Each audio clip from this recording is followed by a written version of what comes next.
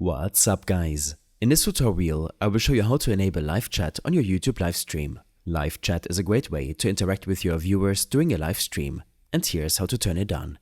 First, go to the top right of YouTube and click on the Create button. Then select Go Live. This will take you directly to the live streaming page. Once you're on the streaming page, go to the top right and click Edit. It may take a moment to load, and once it does, click on Customization on the left side. Scroll to the top of the page and you will see the live chat section. Make sure live chat is enabled.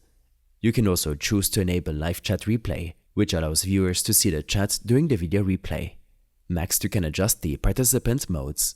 You can choose to allow anyone to send messages, or you can restrict it to subscribers or members of your channel.